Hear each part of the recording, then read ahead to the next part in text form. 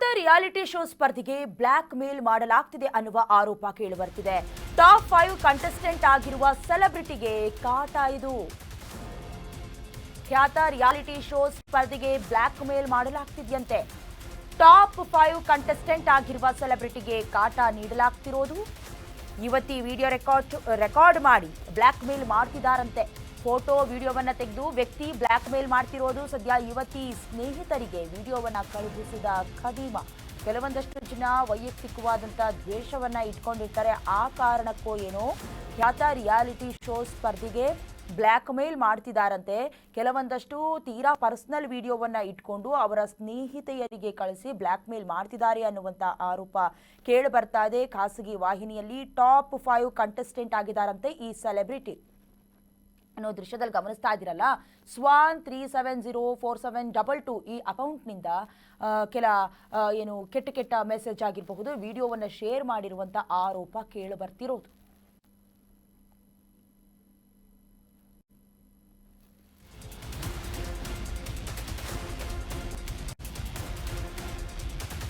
ಇನ್ನು ಕೋರಮಂಗಲ ಇಂಡೋರ್ ಸ್ಟೇಡಿಯಂನಲ್ಲಿ ಪಂದ್ಯ ಅಂದ್ರೆ ನಡೀತಾ ಇತ್ತು.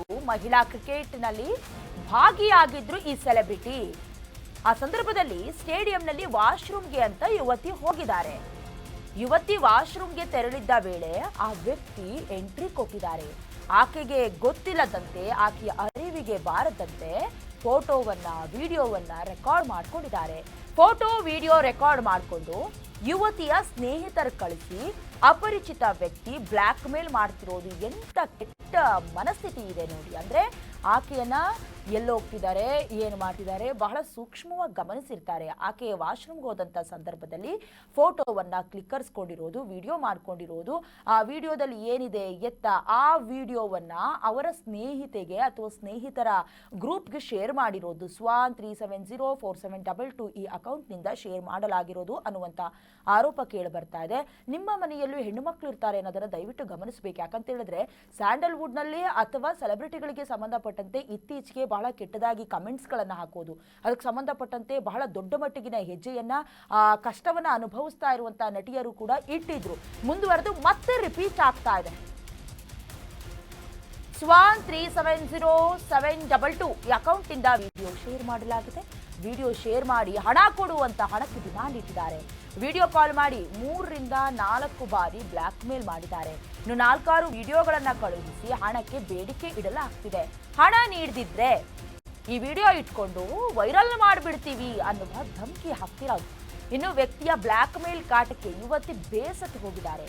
ಸೈಬರ್ ಠಾಣೆಗೆ ಫೋಟೋ ವಿಡಿಯೋ ಸಮೇತ ದೂರು ಕೊಟ್ಟಿದ್ದಾರೆ. ಬೆಂಗಳೂರಿನ ಸೈಬರ್ ಠಾಣೆಗೆ ಯುವತಿ ಮನನೊಂದು ದೂರು ಕೊಟ್ಟಿರೋದು. ಯಾರಿಗಾದ್ರೂ ಹರ್ಟ್ ಆಗತ್ತೆ, ಮಾಡದ ತಪ್ಪಿಗೆ ಅನುಭವಿಸ್ಬೇಕು ಅಂದ್ರೆ ಯಾರು ತಾನೇ ರೆಡಿ ಇರ್ತಾರೆ ಅಂತ.